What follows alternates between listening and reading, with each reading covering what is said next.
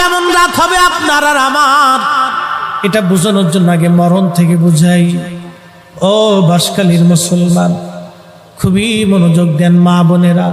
ও মা, আপনি যে সুন্দর পোশাক পরে সেজে গুজে গহনা পাতি দিয়ে আপনাকে নিয়ে আসা হলো শ্বশুর বাড়ি।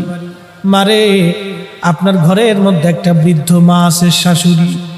মনে ব্যথা দিবেন না, এই বৃদ্ধ লোকটা আপনার কাছে তেমন কিছুই চায় না, একটু সহানুভূতি চায়। বিনিময়ে আপনার স্বামীর জন্য সে 40টা বছর পরিশ্রম করেছে। ও বোন, আপনাকে বলছি, এই বৃদ্ধ মাটাকে আপনি ব্যথা দিবেন না। এই বৃদ্ধ মাটা আপনার স্বামীর পিছনে 40 বছর পরিশ্রম করেছে। পেটে ধারণ থেকে শুরু করে ওকে মানুষ পর্যন্ত বানাইতে একটা মায়ের হাড় ভাঙ্গনি খাটুনি খেটে বৃদ্ধ হয়ে গেছে আজ। সে কিছুই চায় না রে বোন, আপনার কাছে মাত্র একটু সহানুভূতি আর ভালোবাসা চায়। মনে ব্যথা দিয়েন না, ওনাকে ব্যথা দিলে মালিক বেজার হয়ে যাবে। মালিক, ও বোন, আজকে আপনি আসছেন এই দুনিয়াতে, এই বাড়িতে। আগামী দিন এই বাড়ি থেকে আপনাকে নিয়ে যাওয়া হবে সাদা পোশাকে, আপনার দামি দামি গহনাগুলি রেখে যাওয়া হবে। বাংলাদেশে একজন ধনী মারা গেল করোনায়। আহা, করোনার সময় মানুষ চেনা গেছে। একজন ধনী করোনার সময় মারা গেল। এই ধনী যখন করোনায় মারা গেল, মারা যাওয়ার সময় সে কয়েক হাজার কোটি টাকার সম্পদ রেখে গেছে।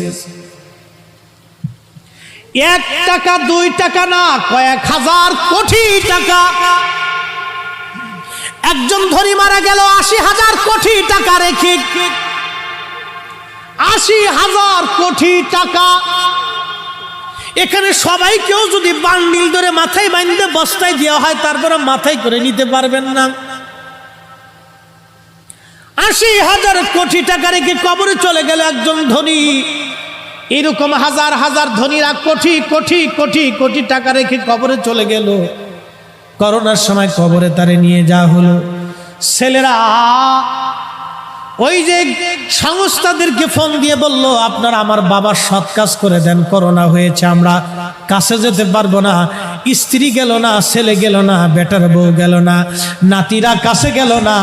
তার মানে তার জীবনটাই 16 আনার 16 আনা বৃথা হয়ে গেল।